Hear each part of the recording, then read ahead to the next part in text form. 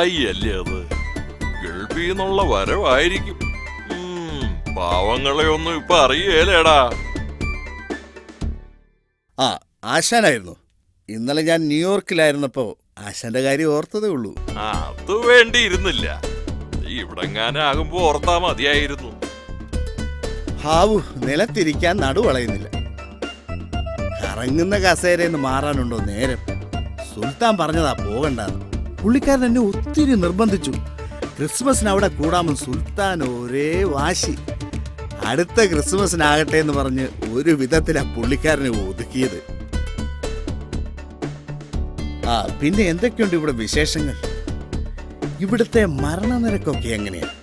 അതൊക്കെ പഴയ പടി തന്നെ, ഒരാൾക്ക് ഒന്ന് വെച്ച്. സുൽത്താന്റെ മകൾക്കൊരു കല്യാണാലോചന. ചെറുക്കൻ ന്യൂയോർക്കിൽ നിന്ന്. ചെറുക്കനെ കാണാൻ ന്യൂയോർക്കിലേക്ക് ഞാൻ കൂടി പോകണമെന്ന് സുൽത്താന് നിർബന്ധം. എനിക്കാണ് ഈ ന്യൂയോർക്കിൽ പോയി മടുത്തു.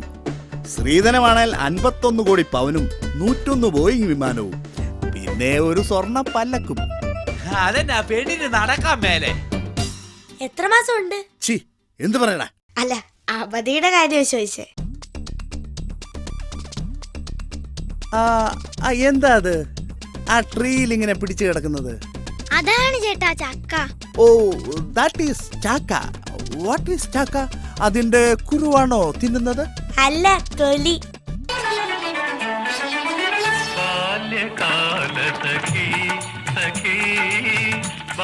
അതെ, എന്തൊരു കിടപ്പായത്. മോൻ അപ്പിയിട്ട് വൃത്തികേടാക്കിയത് കണ്ടില്ലേ? ഒന്ന് കോരി കളഞ്ഞൂടെ? ആ പണി ചെയ്യാതിരിക്കാൻ വേണ്ടിയല്ലേ 2 മാസത്തെ അവധി എടുത്ത് ഇങ്ങോട്ട് പോകുന്നത്. ഇവിടെയും സ്വൈര്യം തരികയില്ലെന്ന് വെച്ചാ.